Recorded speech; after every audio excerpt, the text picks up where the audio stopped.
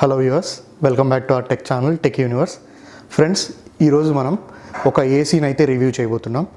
So AC అంటే ఏంటి, ఏసీని ఎందుకు యూజ్ చేస్తారు, ఒక ఏసీ పర్చేస్ చేయాలంటే మనము దానికి కావాల్సిన ఫీచర్స్ ఏంటి, దాని యొక్క రిక్వైర్మెంట్స్ ఏంటి అనేది మనం ఈరోజు ఈ వీడియోలో తెలుసుకుందాం. సో యాక్చువల్గా ఏసీ అంటే ఎయిర్ కండిషనర్ అంటారు. సో ఎయిర్ కండిషనర్ అంటే చాలామంది ఏమనుకుంటారు అంటే ఇది జస్ట్ ఓన్లీ కూలింగ్ పర్పస్ మాత్రమే అని అనుకుంటారు. బట్ అది కాదు. ఏసీ అనేది ఫుల్ ఫ్లెడ్జ్డ్గా ఎయిర్ని కూల్ చేసి అదేవిధంగా అందులో ఉండే తేమ, హ్యూమిడిటీ అంటారు ఇంగ్లీష్లో.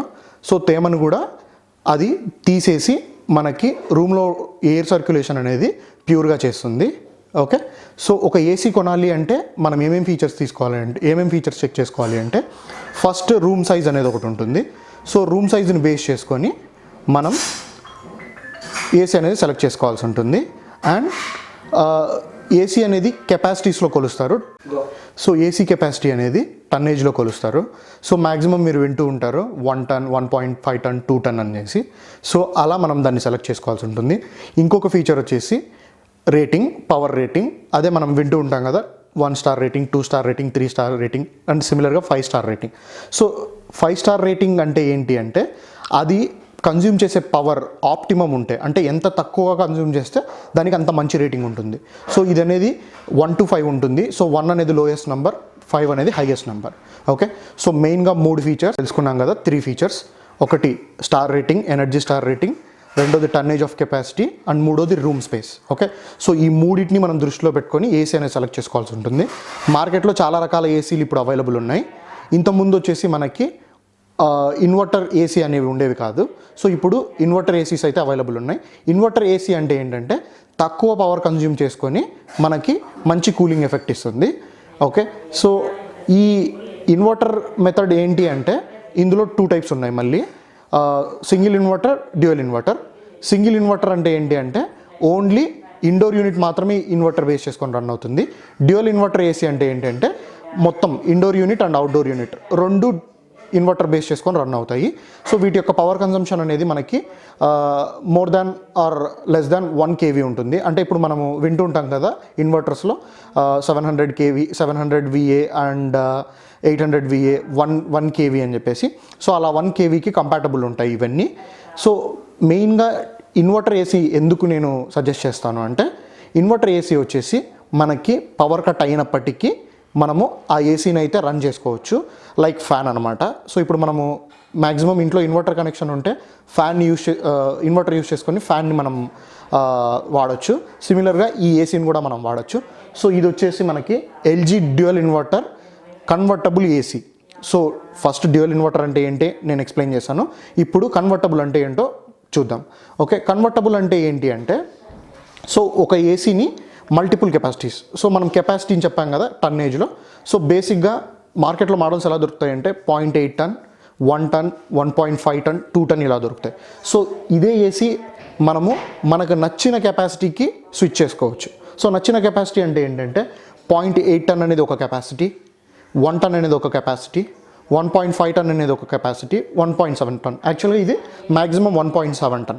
సో ఇవి వచ్చేసి పర్సంటేజ్ రూపంలో వీళ్ళు క్యాలిక్యులేట్ చేస్తారు.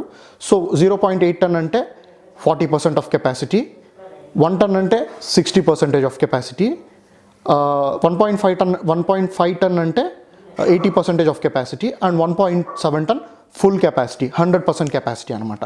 సో ఇప్పుడు మనం 40%లో యూజ్ చేస్తే మన పవర్ కన్జంప్షన్ ఒకలా ఉంటుంది, 1 టన్లో యూజ్ చేస్తే మన పవర్ కన్జంప్షన్ ఇంకోలా ఉంటుంది. ఎందుకంటే అది దాని కెపాసిటీని పెంచి మనకి కూలింగ్ ఎఫెక్ట్ని ఇస్తుంది కాబట్టి.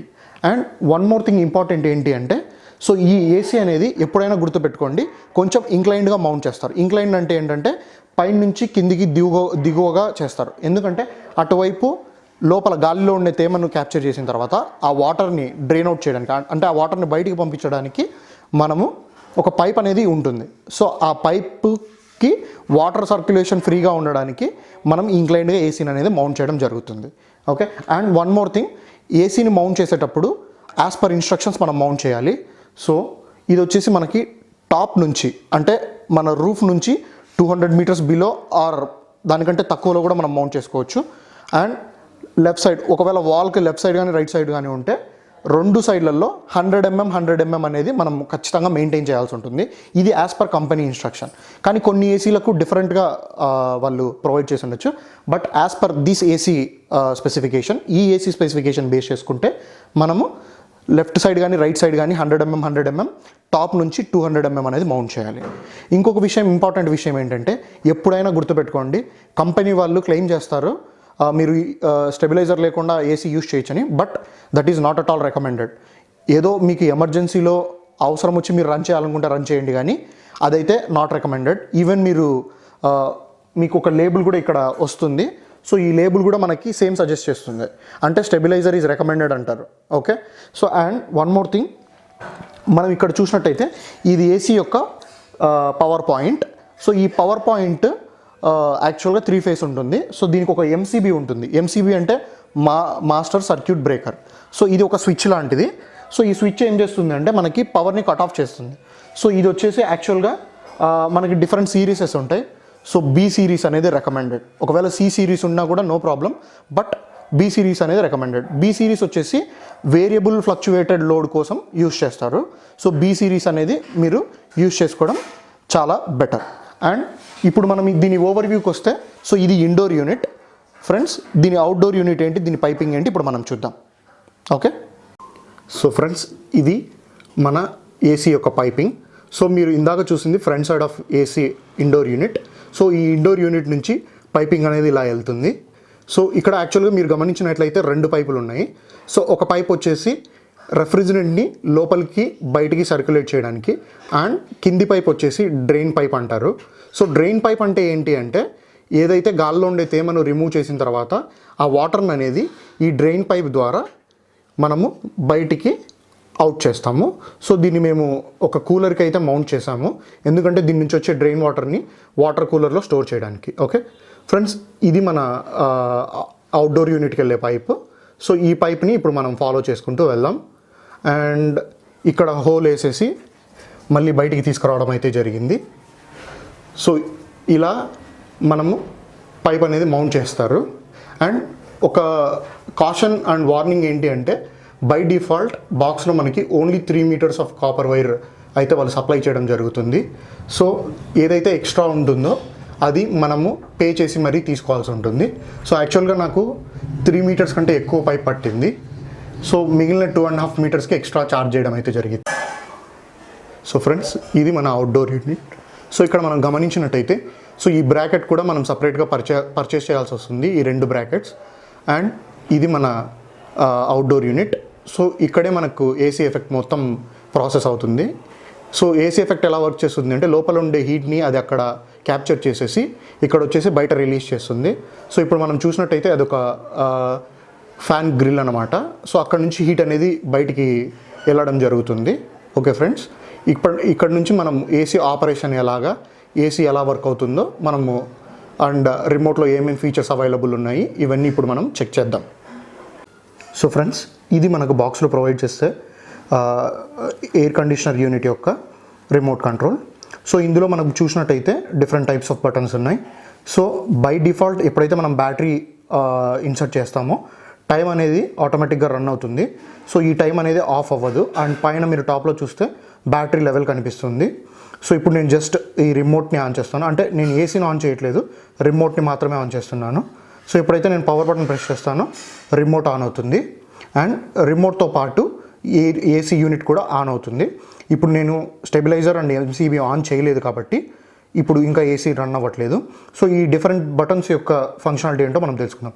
సో కంఫర్ట్ ఎయిర్ అంటే ఏంటి అంటే, బై డిఫాల్ట్ ఇది మనకి ఎయిర్ సర్క్యులేషన్ని కంట్రోల్ చేస్తుంది. అండ్ లైట్ ఆఫ్ అంటే ఏంటి అంటే, పైన కనిపించే మనకి ఇండికేషన్ లైట్ అనేది ఇది ప్రెస్ చేస్తే మనకు ఆఫ్ అవుతుంది. అంటే కొంతమంది నైట్ పడుకున్నప్పుడు ఇలాంటి లైట్స్ డిస్టర్బెన్స్ ఉండకూడదు అనుకుంటారు. సో వాళ్ళకి ఈ ఫీచర్ అనేది పనికొస్తుంది. అండ్ ఇప్పుడు మనం చూసినట్టయితే 25 degrees అనేది టెంపరేచర్ సెట్ చేసి ఉంది. బట్ మనం 24కి తగ్గించుకుంటే మనకి చాలా బెటర్. సో 24 అనేది ఆప్టిమమ్ టెంపరేచర్. ఈ టెంపరేచర్ దగ్గర మనకి రూమ్ అనేది తొందరగా కూల్ అవుతుంది, ప్లస్ పవర్ కన్జంప్షన్ అనేది చాలా తక్కువగా ఉంటుంది. సో ఈ 2 నావిగేషన్ బటన్స్ యూస్ చేసి మనం టెంపరేచర్ అనేది పెంచవచ్చు, తగ్గించవచ్చు. ఇంకోటి మనం ఇక్కడ చూసినట్టయితే మోడ్ బటన్ ఇది.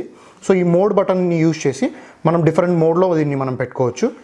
ఆటోమేటిక్, ఏ అంటే ఆటోమేటిక్, అండ్ ఇది వచ్చేసి మాన్యువల్ మోడ్, అండ్ ఇది వచ్చేసి ఫ్యాన్ స్పీడ్. సో ఇలా మనం డిఫరెంట్ మోడ్స్ని అయితే దీని ద్వారా స్విచ్ చేసుకోవచ్చు. అండ్ ఈ బటన్ యూస్ చేసి మనం ఫ్యాన్ స్పీడ్ని అయితే కంట్రోల్ చేసుకోవచ్చు. సో ఫ్యాన్ స్పీడ్ అనేది టాప్ టు బాటమ్ అంటే 3 స్టెప్స్ ఉంటాయి. ఒకటి మీడియం, ఇంకొకటి ఫాస్ట్, అండ్ ఇంకొకటి లో. సో ఈ మూడు మెథడ్స్ మనం యూస్ చేసుకొని మనం ఫ్యాన్ స్పీడ్ని కంట్రోల్ చేసుకోవచ్చు. అండ్ ఈ బటన్ యూస్ చేసి మనము హాట్ ఆర్ హిమాలయ కూలింగ్ అనేది మనము ఫాస్ట్ కూలింగ్ మెథడ్ని ఆప్ట్ చేసుకోవచ్చు. అండ్ ఈ బటన్ వచ్చేసి 4-in-1 కన్వర్టబుల్ బటన్. సో ఈ 4-in-1 కన్వర్టబుల్ బటన్ ఏంటి అంటే మనకి మన కెపాసిటీ అనేది మనం కన్వర్ట్ చేసుకోవచ్చు. సో ఇక్కడ మనం ప్రెస్ చేసినట్టయితే ఇది 80% అంటే 1.5 టన్, 60% అంటే మనకి 1 టన్, 40% అంటే 0.8 టన్, అండ్ 100 అంటే మనకి, సో ఇప్పుడు ఇది 100 అనమాట. 100 అంటే 1.7 టన్ కెపాసిటీ అనేది అయితే మనకు వస్తుంది. సో నెక్స్ట్ ఇది స్వింగ్ అనమాట. స్వింగ్ అంటే ఏంటి అంటే మనకి ఆ గ్రిల్ అనేది ఏసీ నుంచి వచ్చే ఎయిర్ గ్రిల్ అనేది ఆటోమేటిక్గా స్వింగ్ అవుతూ ఉంటుంది. స్వింగ్ అంటే మనకి ఆటోమేటిక్గా మూవ్ అవుతూ ఉంటుంది టు అండ్ ఫ్రో. ఇది వచ్చేసి వర్టికల్ హారిజాంటల్ స్వింగ్. బట్ ఈ మోడల్ ఏసీలో మనకి ఈ ఆప్షన్ అనేది అవైలబుల్ లేదు. సో ఈ రూమ్ టెంపరేచర్ అనే బటన్ మనం ప్రెస్ చేస్తే ఆటోమేటిక్గా ఇక్కడ పైన ఉండే సెన్సార్ని బేస్ చేసుకొని మనకి ఈ రూమ్ టెంపరేచర్ని అయితే ఇది సెన్స్ చేస్తుంది. సో ఇప్పుడు ప్రజెంట్ ఈ రూమ్ టెంపరేచర్ వచ్చేసి 34 degrees ఉంది. ఓకే ఫ్రెండ్స్, సో ఇప్పుడు నేను ఈ ఏసీని టర్న్ ఆన్ చేయబోతున్నాను. సో మీరు ఇటు రైట్ కార్నర్లో చూసినట్టయితే మనకి అదొక టెంపరేచర్ ఎల్ఈడి ఇండికేటర్. సో ఇందాక మనం రిమోట్లో ఫంక్షన్ చూసాం కదా, సో ఇదే ఫంక్షన్ నేను ఇప్పుడు అప్లై చేయబోతున్నాను. Light of. So light of చేస్తే ఇది ఆటోమేటిక్గా ఆఫ్ అయిపోతుంది. మీరు గమనించినట్టయితే రైట్ సైడ్లో ఉండే ఇండికేటర్ అయితే ఆఫ్ అయిపోయింది. సో నేను మళ్ళీ దీన్ని టర్న్ ఆన్ చేస్తాను. ఓకే, సో ఇది మనకి టెంపరేచర్ ఇండికేటర్. మెయిన్గా 3 విషయాలు మనం గుర్తుపెట్టుకోవాలి ఏసీ పర్చేస్ చేసేటప్పుడు. ఒకటి ఆన్లైనా ఆఫ్లైనా. సో ఆఫ్లైన్లో ఏం జరుగుతుంది అంటే ఆఫ్లైన్లో కొన్ని మోడల్స్ ఏవైతే ఆన్లైన్లో ఉండవో అలాంటి మోడల్స్ అయితే డిస్ప్లేలో ఉంటాయి. సో వాళ్ళు మిమ్మల్ని ఎలా పెస్టర్ చేస్తారంటే అంటే ఎలా వాళ్ళు మిమ్మల్ని ఫోర్స్ చేస్తారంటే సో ఇది అనేది ఒక రిలయబుల్ మోడల్, సో ఇది ఆఫ్లైన్లో మాత్రమే దొరుకుతుంది, అండ్ దీనికి ఈ షాప్ వాళ్ళు మీకు గ్యారంటీ ఇస్తారు. సో ఇలాంటి మాటలన్నీ చాలా చెప్తారు. సో అవన్నీ మనం కన్సిడర్ చేయాల్సిన అవసరం లేదు. ఆన్లైన్లో ఉండే మోడల్స్కే 1 or 2 ఫీచర్స్ వాళ్ళు యాడ్ చేసి లేకపోతే రిమూవ్ చేసేసి మనకి ఇది ఆఫ్లైన్ మోడల్ అని చెప్పి అమ్మడం జరుగుతుంది. అండ్ ప్రైస్ అనేది చాలా డిఫరెంట్ ఉంటుంది. సో మ్యాక్సిమం మీరు ఆన్లైన్లోనే ఏసీ పర్చేస్ చేయడానికి ట్రై చేయండి. అండ్ సెకండ్ విషయం ఏంటి అంటే ఇన్స్టాలేషన్ అనేది ఓన్లీ కంపెనీ రిప్రజెంటేటివ్ దగ్గర మాత్రమే మీరు చేయించుకోవడం బెటర్. ఎందుకంటే బయట వాళ్ళు వచ్చి సరిగ్గా దాన్ని ఫిక్స్ చేయకపోతే అది మనకే లాస్. అండ్ ఒకవేళ అలాగైనా ఎవరన్నా మేము ఇలా ఫ్లిప్కార్ట్ నుంచి వస్తున్నాము ఆర్ అమెజాన్ నుంచి వస్తున్నాం అలా ఎవరైనా సరే ఒక ఆన్లైన్ నుంచి పర్చేస్ చేసిన ప్రోడక్ట్కి మేము ఇలా థర్డ్ పార్టీ నుంచి వస్తున్నామంటే మీరు ఆ ఇన్స్టాలేషన్ డిక్లైన్ చేయడం మంచిది. ఎందుకంటే మీరు వెయిట్ చేయడం చాలా బెటర్.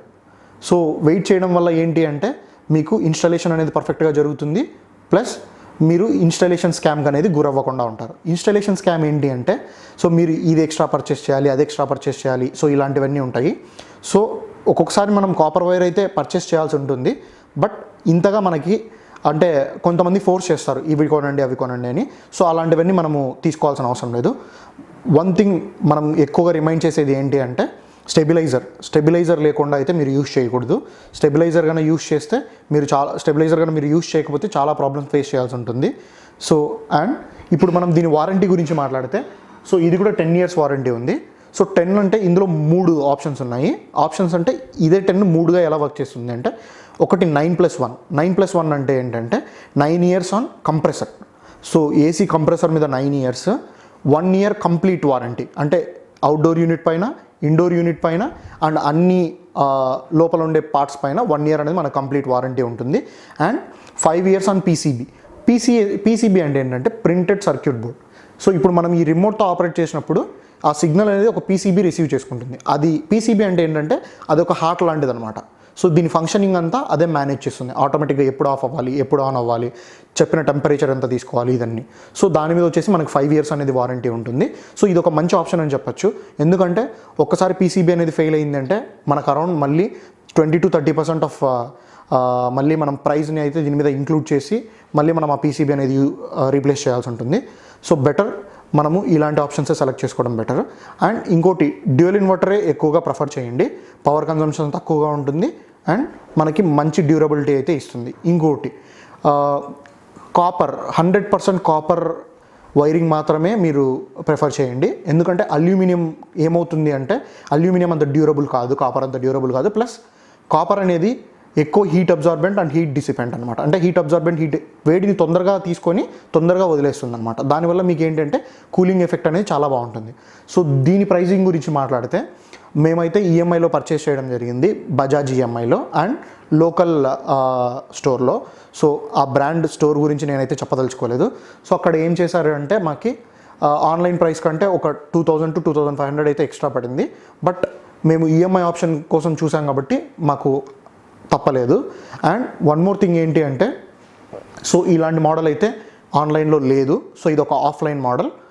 సో నేను ఎందుకు పర్టికులర్గా ఆన్లైన్లోనే పర్చేస్ చేయండి అని చెప్తున్నానంటే ఆన్లైన్లో ఎక్కువగా మూవ్ అయ్యే ప్రోడక్ట్స్ ఉంటాయి. సో వాటి యొక్క స్పేర్స్ ఇవన్నీ మనకి చాలా ఈజీగా దొరకడం అయితే జరుగుతుంది.